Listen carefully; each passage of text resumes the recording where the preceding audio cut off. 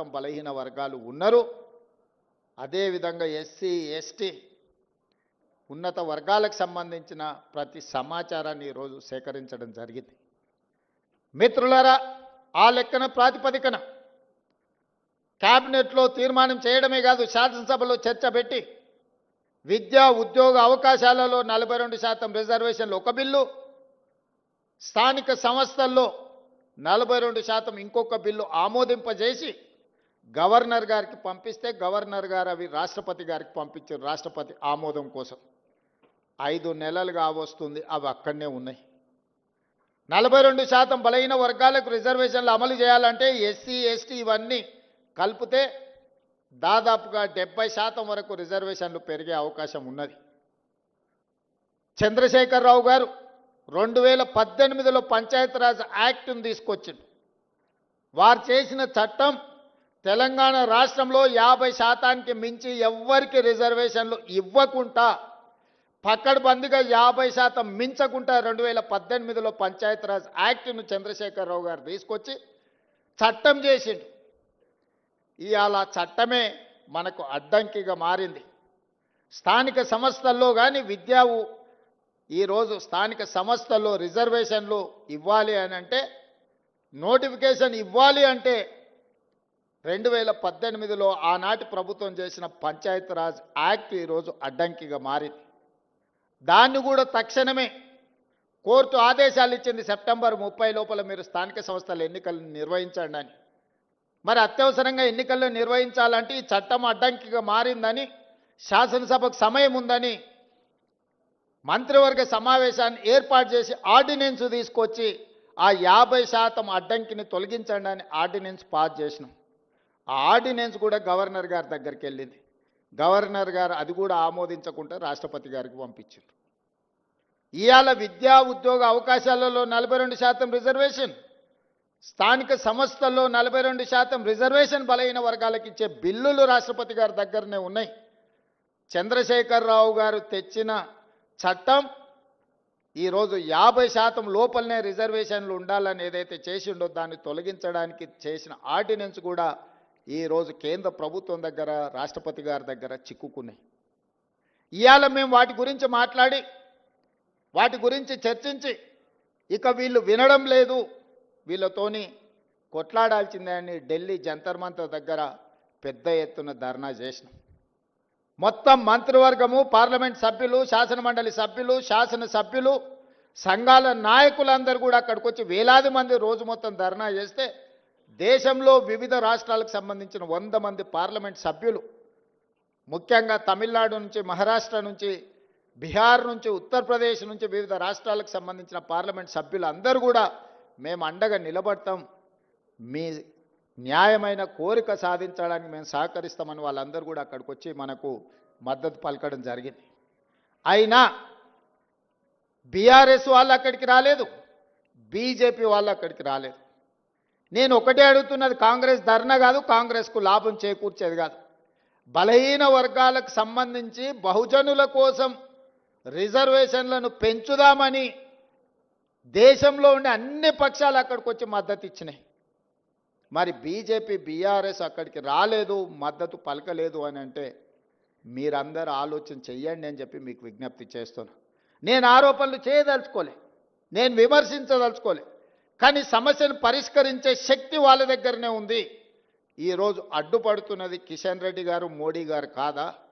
ఈరోజు రాష్ట్రపతి దగ్గర చిక్కుకున్న విద్యా ఉద్యోగ అవకాశాలలో 42% రిజర్వేషన్, స్థానిక సంస్థల్లో ఇవ్వాల్సిన 42% రిజర్వేషన్, చంద్రశేఖరరావు గారు తెచ్చిన 50% పరిమితిలోనే రిజర్వేషన్లు ఉండాలని తెచ్చిన ఆర్డినెన్స్ తొలగాలి అని అంటే కిషన్ రెడ్డి, మోడీ గారు రాష్ట్రపతి గారికి చెప్పాలి. అడ్డంపడే మీరు తొండివాదన మొండివాదన చేస్తున్నారు. ఇందులో మీరు బీసీ రిజర్వేషన్లలో ముస్లింలను కలిపినరని, చదువుకున్న వాళ్ళు, కేంద్ర మంత్రులుగా పనిచేస్తున్న వాళ్ళు, ఈ దేశంలో రాజ్యాంగంలోనే ప్రొవిజన్ లేదు, మత ప్రాతిపదికన రిజర్వేషన్లకు తావు లేదు. మత ప్రాతిపదికన ఏ రిజర్వేషన్ ఉన్నా 2 నిమిషాలలో సుప్రీంకోర్టు కొట్టేస్తుంది. మేము పంపించిన బిల్లుల్లో కానీ మేము పంపించిన ఆర్డినెన్స్లో కానీ ఎక్కడైనా మత ప్రాతిపదికన 1% 0.1% రిజర్వేషన్ అయినా ఉందా మీరు చూపించండి అని చెప్పి బీజేపీ బీఆర్ఎస్ నాయకులను నేను అడుగుతున్నా. ఎందుకు అబద్ధాలతోని బలహీన వర్గాలను అడ్డుకుంటున్నారు, బహుజనులకు అన్యాయం చేస్తున్నారని నేను ఈ వేదిక మీద నుంచి అడగదలుచుకున్నా. చట్టంలో ఎక్కడా లేదు. నిజంగానే ఒకవేళ ముస్లిం రిజర్వేషన్లను తీయాలన్న ఆలోచన మీకు ఉంటే, మీ సిద్ధాంతమే అదైతే, నాగ్పూర్లో ఆర్ఎస్ఎస్ కేంద్ర కార్యాలయం ఉంటుంది. 1970 నుంచి దాదాపుగా 20-25 ముస్లింలో ఉన్న ముస్లిం మతాన్ని పాటించే సామాజిక వర్గాలకు బీసీ రిజర్వేషన్ మహారాష్ట్రలో ఉంది. మీరు తొలగించగలరా? గుజరాత్ నరేంద్ర మోడీ గారు పుట్టి పెరిగిన గుజరాత్ రాష్ట్రంలో ఈరోజు ముస్లిమ్స్కి బీసీ రిజర్వేషన్లు వస్తున్నాయి. నరేంద్ర మోడీ గారు గుజరాత్లో తొలగించగలరా? ఈరోజు ఉత్తరప్రదేశ్లో బీసీ రిజర్వేషన్లలో ముస్లింలకు సంబంధించిన రిజర్వేషన్లు ఉన్నాయి. ఉత్తరప్రదేశ్ నుంచి ప్రధానమంత్రిగా ఉన్న నరేంద్ర మోడీ గారు మీరు ఉత్తరప్రదేశ్లో తొలగించగలరా? దూదేకులు కానీ, నూరు భాష కానీ, ఇతర ముస్లిం వెనుకబడిన వర్గాలు మొదటి నుంచి బీసీలలో రిజర్వేషన్లు ఉన్నాయి. మన దగ్గర కూడా దూదేకులకు రిజర్వేషన్ ఉంది, నూరు భాష ఉంది. అదేవిధంగా బార్బర్ కమ్యూనిటీ కటింగ్ చేసే వాళ్ళు ముస్లింలలో ఉన్నారు, కుల వృత్తులు బట్టలు ఉతికే వాళ్ళు ఉన్నారు, దూది నేసే వాళ్ళు ఉన్నారు. వీళ్ళందరికీ కూడా బలహీన వర్గాల కింద రిజర్వేషన్లు ఉన్నాయి. 50-60 సంవత్సరాల నుంచి వాళ్ళకి రిజర్వేషన్లు ఉన్నాయి. ఇవాళ కొత్తగా ఎవరు ఇచ్చింది లేదు. ఈ ముసుగు దొడుక్కొని, ముస్లిం ముసుగు దొడుక్కొని బహుజనులకు అన్యాయం చేయాలి, బహుజనులకు రిజర్వేషన్లు ఇవ్వద్దు అని కొన్ని రాజకీయ పక్షాలు అడ్డుకుంటున్నాయి. ఇవాళ నిజంగానే తెలంగాణ రాష్ట్రంలో మేము ఇస్తే, మేము చేసిన చట్టంలో ఎక్కడైనా ఉంటే చూపించండి. అబద్ధాల ప్రాతిపదికన దెబ్బతీయాలి మా ఆలోచనని, రాహుల్ గాంధీ గారి విధానాన్ని. రాహుల్ గాంధీ గారి మీద కోపం ఉంటే వారి మీద ప్రదర్శించండి. చాలా కేసులు పెట్టారు, ఇంకా 4 కేసులు పెట్టండి. కానీ ఆయన నమ్మిన సిద్ధాంతాన్ని దెబ్బతీయడానికి ప్రయత్నం చేయొద్దు అని చెప్పి కేంద్ర ప్రభుత్వానికి నేను విజ్ఞప్తి చేస్తున్నా. ఆయన సంపూర్ణంగా విశ్వసిస్తున్నాడు, ఈ సమాజంలో సమూలమైన మార్పు రావాలంటే బహుజనులు నిలదొక్కోవాలి, బహుజనులు ఆర్థికంగా విద్య ఉద్యోగాలలో ఎదగాలి అనేది రాహుల్ గాంధీ గారి విధానం. ఆ విధానాన్ని అమలు చేయడమే నా బాధ్యత, మా ఉప ముఖ్యమంత్రి బట్టి విక్రమార్క గారి బాధ్యత. రాహుల్ గాంధీ గారు ఏ సూచన చేసినరో 100% అమలు చేయడం మా బాధ్యత. ఇవాళ క్రమంలో వస్తాయి సమస్యలు, మాకు తెలుసు. ఆ సమస్యల్ని పరిష్కరించుకుంటూ ముందుకు వెళ్తాం. సమస్య వచ్చినప్పుడు, సమస్య మీద మేము కొట్లాడినప్పుడు మీరు అండగా నిలబడాల్సిన నైతిక బాధ్యత మీ వైపున ఉన్నదని చెప్పి నేను భావిస్తున్న ఈ వేదిక మీద నుంచి. మీకోసమే నిలబడి కొట్లాడినప్పుడు నైతికంగా మీ మద్దతు మాకుంటే మాకింకా ధైర్యం వస్తుంది, దాని అమలు వేగంగా చేయగలము. మీ అందరు అండగా నిలబడాలి. చివరగా ఇంతకుముందు మిత్రులు పొన్నం ప్రభాకర్ గారు చెప్పిన ఉస్మానియా యూనివర్సిటీ వైస్ ఛాన్సలర్ వస్తే నేను చెప్పిన, ఇప్పుడు గ్రామాలలో ప్రభుత్వం దగ్గర భూములు లేవు. అసైన్మెంట్ పట్టాల పేరు మీద ఎస్సీలకో ఎస్టీలకో బీసీలకో ఇవ్వడానికి ప్రభుత్వం దగ్గర ఆర్థిక వెసులుబాటు లేదు. కావలసినంతగా కార్పొరేషన్ల నుంచి మీకు సహాయం చేయడానికి ప్రభుత్వానికి ఉన్న చిత్తశుద్ధి ఒక్కటే, మీరు బాగుపడాలి, మీ తలరాతలు మారాలి అని అంటే చదువు ఒక్కటే పరిష్కారం. అందుకే young India integrated residential schools SC ST BC minority పిల్లల్ని ప్రతి నియోజకవర్గంలో 200 కోట్ల రూపాయలతో ఈరోజు డైట్ ఛార్జెస్ కానీ కాస్మెటిక్ ఛార్జెస్ కానీ పెంచి, విద్య ఒక్కటే మీ జీవితంలో మార్పు తీసుకొస్తుంది, మీ తలరాతలు మారుస్తుంది. ఇబ్రహీంపట్నం దగ్గర ఉండే మధు యాస్కి గారు ఈరోజు అమెరికాకి వెళ్ళి ఒక గొప్ప న్యాయ కోవిదుడు కాగలిగిండంటే చదువుకోవడం వల్ల కాగలిగిండు. బట్టి విక్రమార్క గారు ఉప ముఖ్యమంత్రి అయిందంటే చదువుకోవడంతోనే అయిండు. పెద్దలు కేశవరావు గారు మాకందరికీ ఆదర్శప్రాయుడు అయిందంటే చదువుకోవడం వల్ల అయ్యిండు. ఈరోజు పొన్నం ప్రభాకర్ మంత్రి అయిందంటే చదువుకోవడం వల్ల అయ్యిండు. ఇక్కడున్న యువకులకు నా సూచన ఒక్కటే, చదువు ఒక్కటే మన తలరాతను మారుస్తుంది. మీకు నాణ్యమైన చదువు ఇచ్చి మీ అర్హతకు తగ్గ ఉద్యోగాన్ని ఇచ్చే బాధ్యత కాంగ్రెస్ ప్రభుత్వం తీసుకుంటుంది. ముఖ్యమంత్రిగా నేను తీసుకుంటా. మీరు మా కుటుంబ సభ్యులు. నేను ఎస్సీ వర్గీకరణ చేసినప్పుడు మా మాదిగ సోదరులు, మా మాదిగ బిడ్డ, మా మాదిగ సోదరుడు ఒకవేళ ముఖ్యమంత్రి ఉంటే మాకు ఎంత న్యాయం జరుగుద్దో, రేవంత్ అన్న ఉంటే కూడా మాకంత న్యాయం జరిగింది. 59 ఉపకులాలకు న్యాయం జరిగిందని మాదిగ సోదరులు వాళ్ళ సామాజిక వర్గంలో నన్ను సభ్యత్వం ఇచ్చింది. ఇవాళ సర్దార్ సర్వాయి పాపన్న విగ్రహమే కాదు, బలహీన వర్గాల కోసం ఒక మంచి పని చేస్తే గౌడ సోదరులలో కూడా మహేష్ గౌడ్ గారు నాకు సభ్యత్వం ఇచ్చాడు. సంతోషం. మా పండుగ సాయన్న గురించి చర్చించినప్పుడు, ప్రస్తావించినప్పుడు మా వాకిటి శ్రీహరిని ముదిరాజ్ సోదరుల నుంచి మంత్రిని చేసినప్పుడు నాకు మా ముదిరాజ్ సోదరులు కూడా అందులో సభ్యత్వం ఇచ్చిండ్రు. నేను ఎందుకు చెప్తున్నా అంటే నా బాధ్యత. రాహుల్ గాంధీ గారు ఏం కోరుకుంటున్నారో, ఈరోజు పిసిసి ప్రెసిడెంట్ కావచ్చు, మంత్రి కావచ్చు, క్యాంపెయిన్ కమిటీ చైర్మన్ కావచ్చు, పబ్లిక్ సర్వీస్ కమిషన్ చైర్మన్గా బుర్రా వెంకటేశంని ఐఏఎస్ చదివిండు కాబట్టి ఆయన వేయగలిగినాం. మా సోదరిమణి శారదని మహిళా కమిషన్ చైర్పర్సన్ వేయగలిగినాం అంటే చదువుకున్నది కాబట్టి వేయగలిగినాం. ఇవాళ ఒక Venkatesh Goud public service commission chairman అయినా, ఒక పొన్నం ప్రభాకర్ గౌడ్ మంత్రి అయినా, ఒక మహేష్ గౌడ్ పిసిసి ప్రెసిడెంట్ అయినా, మధుయాస్కి గౌడ్ గారు క్యాంపెయిన్ కమిటీ చైర్మన్ అయినా, యువకుడు శ్రీకాంత్ ఈరోజు కమిషన్ చైర్మన్ సభాధ్యక్షత వహించిందంటే చదువు ఒక్కటే కారణం. మీ అందరికీ నా సూచన ఒక్కటే, ఇవన్నీ కూడా మీరు నిలబడాలి, నిలదొక్కోవాలి. మీ తలరాతలు మారాలి. మీరు డాక్టర్లు, లాయర్లు, ఇంజనీర్లు కావాలి. ఐఏఎస్లు, ఐపీఎస్లు, ఐఎఫ్ఎస్లై రాజ్యాధికారంలో భాగస్వాములు కావాలి. రాజ్యాన్ని పాలించాలి. బడుగు బలహీన వర్గాలకు రాజ్యాధికారం వచ్చినప్పుడు ఈ సమాజం బాగుపడుతుంది. ఈ తెలంగాణ రాష్ట్రం 10 ఏళ్లలో $1 ట్రిలియన్ ఎకానమీ కావాలన్నా 2047కు $3 ట్రిలియన్ ఎకానమీ కావాలంటే మీరందరూ చదువుకోవాలి. డాక్టర్లు, లాయర్లు, ఇంజనీర్లే కాదు, ఐటీ ప్రొఫెషనల్స్ కావాలి. అప్పుడే ఈ రాష్ట్రం యొక్క ఆర్థిక వ్యవస్థ నిలదొక్కుంటుంది. రాష్ట్రం యొక్క ఆర్థిక వ్యవస్థ నిలదొక్కోవాలంటే మీరు చదువుకోవాలి.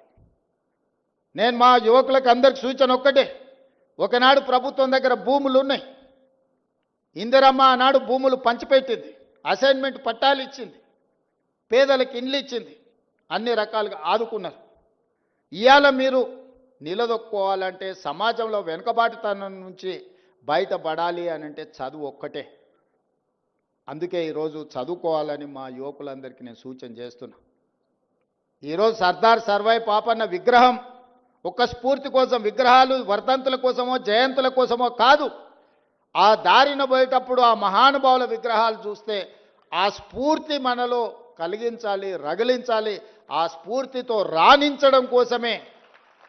ఎక్కడో ట్యాంక్ బండ్ మీద ఆ పక్కన ఇంకొక దగ్గర ఏదో మా మిత్రుడు చెప్తే నేను చెప్పిన అక్కడ కాదు, ఇక్కడ పెట్టండి. వస్తా పోతా వారి స్ఫూర్తి మనకు ఉండాలి. ఎందుకంటే సచివాలయం తెలంగాణ రాష్ట్ర పరిపాలనకు గుండెకాయ.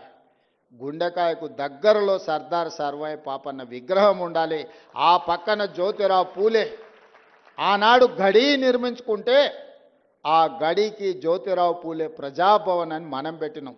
వి హనుమంతరావు గారి సూచన మేరకు ఆనాడు పేదలకు ఎవ్వరికీ అందులో ప్రవేశం లేదు. గద్దరన్న ఓత కూడా ఎర్రటెండకు 4 గంటలు కూసబెట్టారు. ఇవాళ అది జ్యోతిరావు పూలే ప్రజాభవన్గా మారి ప్రతి వారం ప్రజలందరూ అక్కడికి వచ్చి ప్రజా సమస్యల్ని చెప్పుకునే అవకాశం కల్పించినాం.